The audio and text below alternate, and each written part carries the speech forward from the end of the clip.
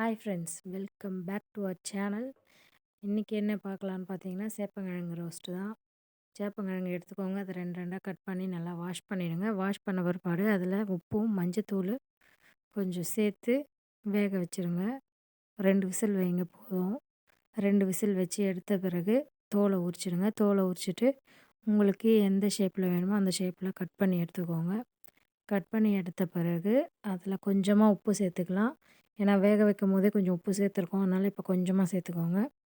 மஞ்சத்தூளும் கொஞ்சமாக மிளகாய்த்தூளும் போட்டுட்டு அதுக்கப்புறம் கொஞ்சமாக புளி கரைச்சி ஊற்றுங்க.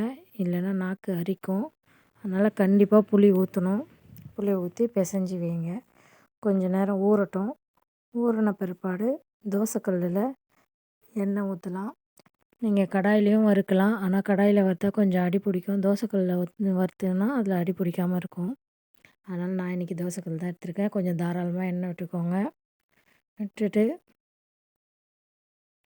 எண்ணெய் சூடேறட்டும். சூடேறின பிறகு அதில் இருக்கிற சேப்பங்கிழங்கு எல்லாத்தையும் போடுங்க. போட்டு ஒரு சைடு நல்லா ரோஸ்ட் ஆகட்டும். ரோஸ்ட் ஆன பிறகு அதை திருப்பி போட்டு இன்னொரு சைடும் ரோஸ்ட் பண்ணலாம். 2 சைடும் நல்லா மொறுன்னு பொறுன்னு ரோஸ்ட் ஆகிற வரைக்கும் போடுங்க. திருப்பி போடுங்க. போட்ட பிற்பாடு மேலாப்பில் கொஞ்சமாக கருவேப்பிலை போட்டுக்கோங்க. கருவேப்பிலை போட்டு நல்லா ரோஸ்ட் பண்ணுங்கள். பார்க்குறதுக்கே எப்படி இருக்குது பார்த்தீங்களா? சூப்பராக இருக்கும். செஞ்சு சாப்பிட்டு பாருங்கள். மேலே கொஞ்சம் லாஸ்ட்டாக கொத்தமல்லி போடுங்க. இது சாம்பார், ரசம் எல்லாத்துக்கும் சூப்பராக இருக்கும். வீடியோ பிடிச்சிருந்தால் லைக் பண்ணுங்கள், சேனலை சப்ஸ்கிரைப் பண்ணுங்கள். பாய்.